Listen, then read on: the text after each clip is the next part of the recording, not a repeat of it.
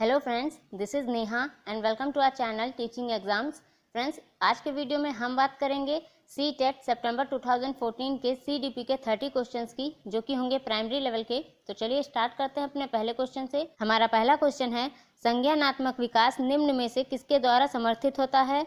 Number 1, जितना संभव हो उतनी आवृत्ति से संगत और सुनियोजित परीक्षाओं का आयोजन करना। नंबर 2, उन गतिविधियों को प्रस्तुत करना जो पारंपरिक पद्धतियों को सुदृढ़ बनाती हैं।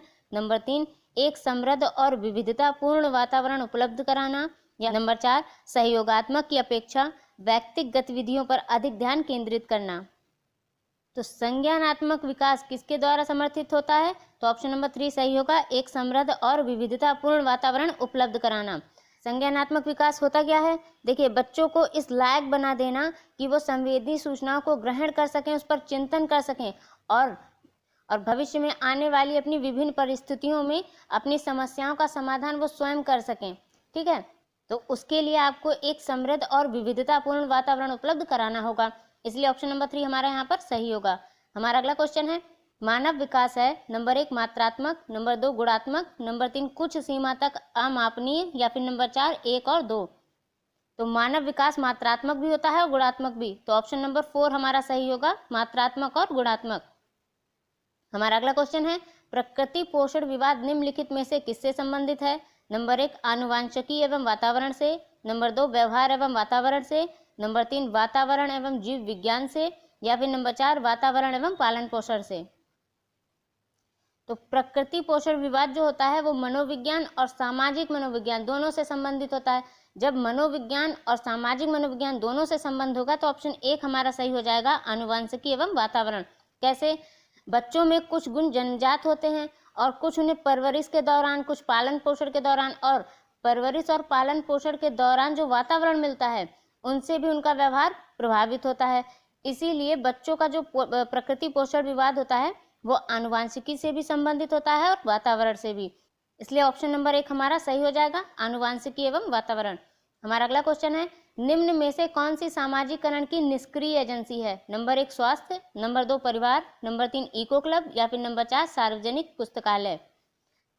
तो स्वास्थ्य, परिवार और इको क्लब होते हैं वो सामाजिकरण की सक्रिय एजेंसी होते हैं, और पूछा जा रहा है निष्क्रिय एजेंसी, तो ऑप्शन 4 सही होगा, सार्वजनिक पुस्तकालय। सामाजिकरण क्या होता है? बच्चे जब समाज के नियमों का पालन करते हैं, उन्हीं के नियमों के अनुसार व्यवहार करते हैं या फिर उनके मानदंडों के अनुकूल व्यवहार करते हैं, तो वो होता है समाजीकरण। और पूछा जा रहा है निष्क्रिय एजेंसी, तो सार्वजनिक पुस्तकालय, तो ऑप्शन 4 हमारा सही होगा। हमारा अगला क्वेश्चन है, वाइगोत्स्की के सिद्धांत में विकास के निम्नलिखित में से कौन से पहलू की उपेक्षा होती है? नंबर 1 सामाजिक, नंबर 2 सांस्कृतिक, नंबर 3 जैविक, या फिर नंबर 4 भाषाई। तो वाइगोत्स्की का सिद्धांत होता है सामाजिक सांस्कृतिक का सिद्धांत, और वाइगोत्स्की ने बच्चों के संज्ञानात्मक विकास में सामाजिक कारकों और भाषा को भी महत्वपूर्ण बताया है। तो बात हो रही है सामाजिक की, सांस्कृतिक की, भाषाई की, जो कि रिलेट करते हैं वाइगोत्स्की से। और पूछा जा रहा है वाइगोत्स्की के सिद्धांत में विकास के निम्नलिखित में से कौन से पहलू की उपेक्षा होती है? तो जैविक की, ऑप्शन नंबर 3 हमारा सही होगा। हमारा अगला क्वेश्चन है, 1 वर्ष तक के शिशु जब आंख, कान व हाथों से सोचते हैं तो निम्नलिखित में से कौन सा स्तर शामिल होता है?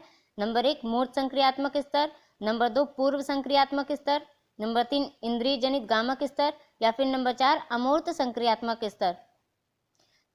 तो जब 1 वर्ष का बच्चा अपनी इंद्रियों के माध्यम से सोचता है तो कौन सा स्तर शामिल होता है? ऑप्शन 3 सही होगा, इंद्रिय जनित गामक स्तर। पियाजे ने संज्ञानात्मक विकास की 4 अवस्थाएं बताई हैं, जिसमें पहली अवस्था होती है इंद्रिय जनित गामक स्तर, जो कि 0 से 2 वर्ष की होती है। दूसरी बताई है पूर्व संक्रियात्मक स्तर, जो कि होती है 2 से 7 वर्ष की। तीसरी होती है मूर्त संक्रियात्मक स्तर, जो कि होती है 7 से 11 वर्ष की। और चौथी होती है अमूर्त संक्रियात्मक स्तर, ये होती है 11 से ऊपर की अवस्था। ठीक है, 11 से ऊपर की। हमारा अगला क्वेश्चन है, रिया कक्षा पिकनिक करने हेतु ऋषभ से सहमत नहीं है। वह सोचती है कि बहुमत के अनुकूल बनाने के लिए नियमों का संशोधन किया जा सकता है। यह सहपाठी विरोध पियाजे के अनुसार निम्नलिखित में से किससे संबंधित है? नंबर 1 विषमांग नैतिकता से, नंबर 2 संज्ञानात्मक अपरिपक्वता से, नंबर 3 प्रतिक्रिया से, या फिर नंबर 4 सहयोग की नैतिकता से। तो रिया कक्षा पिकनिक करने हेतु ऋषभ से सहमत नहीं है। वह सोचती है कि बहुमत के अनुकूल बनाने के लिए नियमों का संशोधन किया जा सकता है। तो यह सहपाठी विरोध पियाजे के अनुसार किससे संबंधित है? तो ऑप्शन 4 सही होगा, सहयोग की नैतिकता से। सहयोग की नैतिकता से पियाजे का जो नैतिक विकास का सिद्धांत है, यह दूसरी अवस्था होती है जो स्वायत्त नैतिकता से संबंधित होती है। अब स्वायत्त नैतिकता क्या होती है? मनुष्य में ऐसी क्षमता होनी चाहिए कि वह अपने निर्णय को स्वयं नैतिकता के नियम में लागू करने में सक्षम हो, उसे कहते हैं नैतिक स्वायत्तता। तो ऑप्शन नंबर 4 हमारा सही होगा, सहयोग की नैतिकता। हमारा अगला क्वेश्चन है, निम्न में से कौन सा स्टर्नबर्ग का बुद्धि का त्रिस्तरीय सिद्धांत का एक रूप है? नंबर 1 व्यवहारिक बुद्धि, नंबर 2 प्रायोगिक बुद्धि, नंबर 3 संसाधन पूर्ण बुद्धि, या फिर नंबर 4 गणितीय बुद्धि। तो स्टर्नबर्ग का बुद्धि का त्रिस्तरीय सिद्धांत का एक रूप है व्यवहारिक बुद्धि। ऑप्शन 1 हमारा सही होगा। व्यवहारिक बुद्धि होता क्या है? व्यवहारिक बुद्धि एक क्षमता होती है जिससे व्यक्ति के पास जो सूचनाएं होती हैं, जो जानकारी होती हैं, उसका उपयोग वो इस तरह से करे कि उससे उसे ज्यादा से ज्यादा लाभ हो सके। इसलिए ऑप्शन 1 हमारा सही होगा, व्यवहारिक बुद्धि। हमारा अगला क्वेश्चन है, किसने सबसे पहले बुद्धि परीक्षण का निर्माण किया? Number 1 David Wechsler, number 2 Alfred Binet, number 3 Charles Edward Spearman, या फिर नंबर 4 रॉबर्ट स्टर्नबर्ग। इन्हें ऑप्शन 2 हमारा सही होगा। अगर पूछा जाए बुद्धि परीक्षण किया किसने है, निर्माण किया है एल्फ्रेड बिने ने, और बुद्धि परीक्षण किसने किया है? तो वो बिने तथा साइमन ने किया है। अपना पहला बुद्धि परीक्षण बिने तथा साइमन ने किया है, वो भी 1905 में। ठीक है। हमारा अगला क्वेश्चन है, ध्वनि संबंधी जागरूकता निम्नलिखित में से किस क्षमता से संबंधित है? नंबर 1 ध्वनि संरचना पर चिंतन करना व उसमें हेरफेर करना, नंबर 2 सही व धारा प्रवाह बोलना, नंबर 3 जानना समझना व लिखना, या फिर नंबर 4 व्याकरण के नियमों में दक्ष होना। तो ध्वनि संबंधी जागरूकता किस क्षमता से संबंधित होता है? ध्वनि संरचना पर चिंतन करना व उसमें हेरफेर करने से। तो ऑप्शन नंबर 1 हमारा सही होगा। सही व धारा प्रभाव बोलना, जानना समझना व लिखना, व्याकरण के नियमों में दक्ष होना, या ध्वनि संबंधी जागरूकता की क्षमता से संबंधित नहीं होगा। ठीक है। तो ऑप्शन नंबर 1 हमारा सही होगा। हमारा अगला क्वेश्चन है, कक्ष में जेंडर यानी लिंग विभेद नंबर 1 शिक्षार्थियों के निष्पादन को प्रभावित नहीं करता है, नंबर 2 शिक्षार्थियों के हर्षोन्मुख प्रयासों अथवा निष्पादन का कारण बन सकता है, तो पुरुष शिक्षार्थियों की वृद्धि उन्मुख प्रयासों अथवा निष्पादन का कारण बन सकता है, नंबर 4 महिला शिक्षकों की अपेक्षा पुरुष शिक्षकों के द्वारा अधिक किया जाता है। तो कक्ष में जेंडर विभेद ऑप्शन नंबर 2 हमारा सही होगा, शिक्षार्थियों के हर्षोन्मुख प्रयासों अथवा निष्पादन का कारण बन सकता है। ठीक है। ऑप्शन निष्पादन इसमें क्या होता है? निष्पादन का मतलब होता है अपनी क्षमता के अनुसार किसी कार्य को पूरा करना, निष्पादन कहलाता है। ठीक है। हमें कक्ष में जेंडर विभेद नहीं रखना चाहिए, इससे बच्चे डिमोटिवेट होते हैं और उनके अधिगम पर भी इसका प्रभाव पड़ता है। हमारा अगला क्वेश्चन है, निम्न में से कौन सी सीखने की शैली का एक उदाहरण है? नंबर 1 चाक्षुष, नंबर 2 संग्रहण, नंबर 3 तथ्यात्मक, या फिर नंबर 4 स्पर्श संबंधी। तो सीखने की शैली का एक उदाहरण है चाक्षुष। ऑप्शन नंबर 1 हमारा सही होगा। मनोविज्ञान में सीखने की 7 शैलियां होती हैं, दृश्य, श्रव्य, मौखिक, शारीरिक, तार्किक, या फिर तार्किक को गणितीय भी बोल सकते हैं, सामाजिक और एकांत। ये 7 शैलियां होती हैं जो सीखने की होती हैं। ठीक है। तो उसमें से एक शैली है चाक्षुष, जो ऑप्शन 1 हमारा सही होगा। हमारा अगला क्वेश्चन है, एक शिक्षक कक्षा के कार्य को एकत्र करता है और उन्हें पढ़ता है, उसके बाद योजना बनाता है और अपने अगले पाठ को शिक्षार्थियों की आवश्यकताओं को पूरा करने के लिए समायोजित करता है। वह क्या कर रहा है? नंबर 1 सीखने का आकलन, नंबर 2 सीखने के रूप में आकलन, नंबर 3 सीखने के लिए आकलन, या फिर नंबर 4 सीखने के समय आकलन।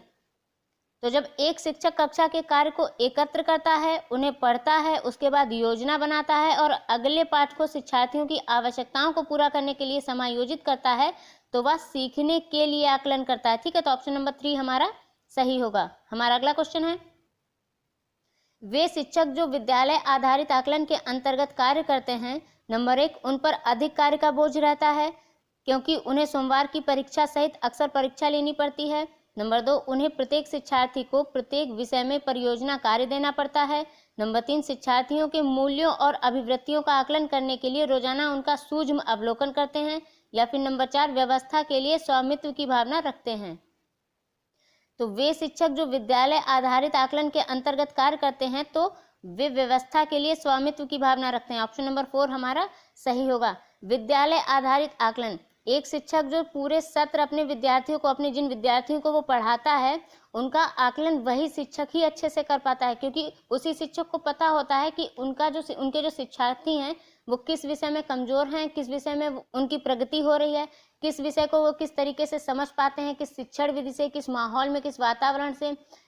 तो ये सब वही शिक्षक जानता है जो उन्हें सत्र भर पढ़ाता है। ठीक है, विद्यालय में शिक्षक ही उनका सर्वे सर्वा होता है, इसीलिए विद्यालय आधारित आकलन विद्यालय में ही करना उचित होता है और उन्हीं शिक्षकों के द्वारा करना उचित होता है जो उन्हें पूरे सत्र पढ़ाते हैं। ठीक है, तो ऑप्शन नंबर 4 हमारा यहाँ सही होगा।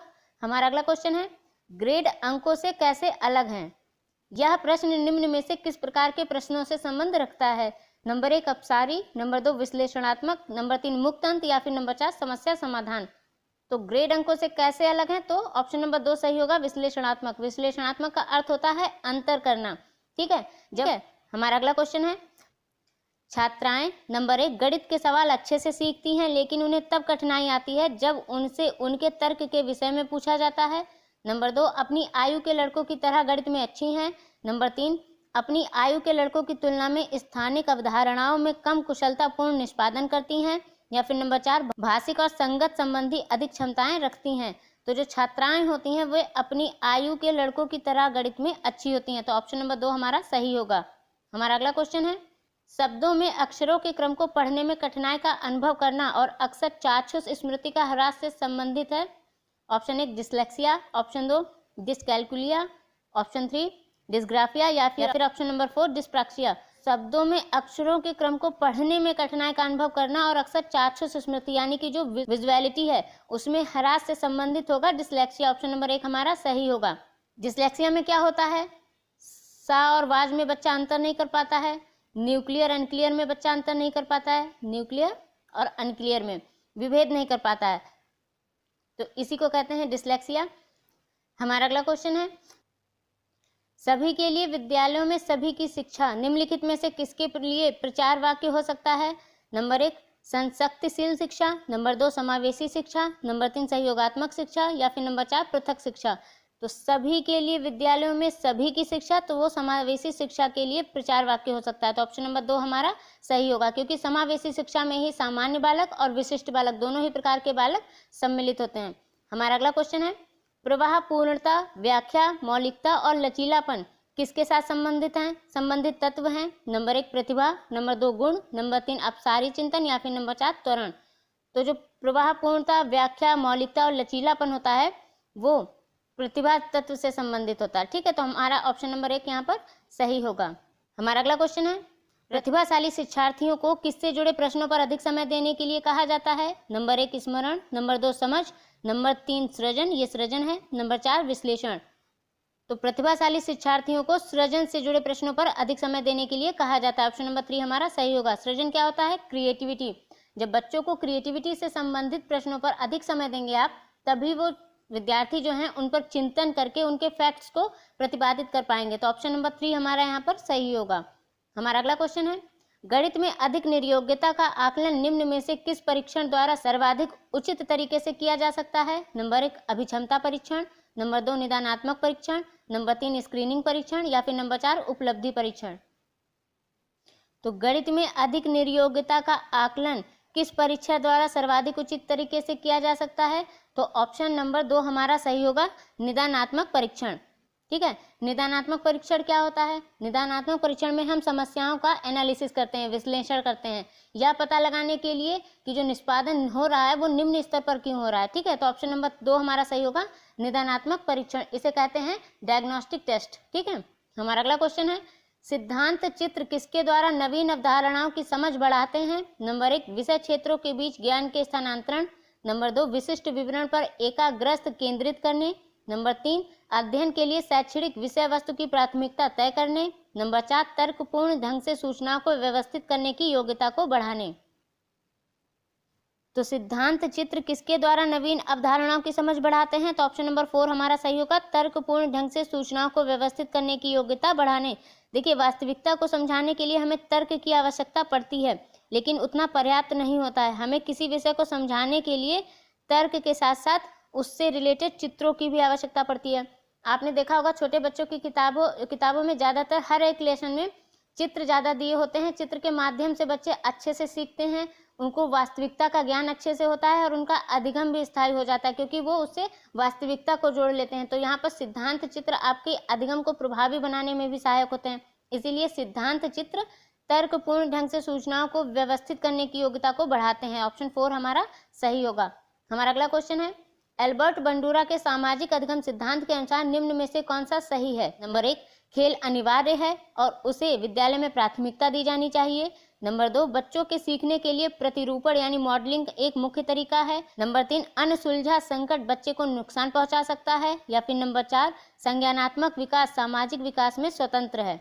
तो यहाँ पूछा जा रहा है एल्बर्ट बंडूरा के सामाजिक अधिगम सिद्धांत के अनुसार कौन सा सही है? तो ऑप्शन नंबर 2 सही होगा। बच्चों के सीखने के लिए प्रतिरूपण यानी जो मॉडलिंग है वो एक मुख्य तरीका होता है। मॉडलिंग क्या होता है?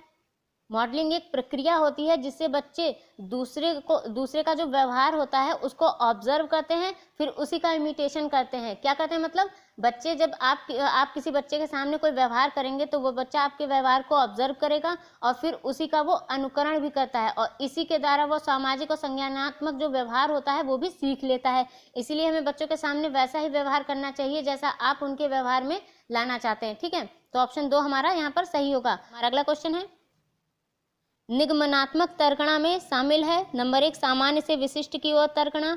नंबर 2, विशिष्ट से सामान्य की ओर तर्कणा। नंबर 3, ज्ञान का सक्रिय निर्माण और पुनर्निर्माण। या फिर नंबर 4, अन्वेषण परक सीखना और स्वतः खोज परक संबंधी पद्धतियां।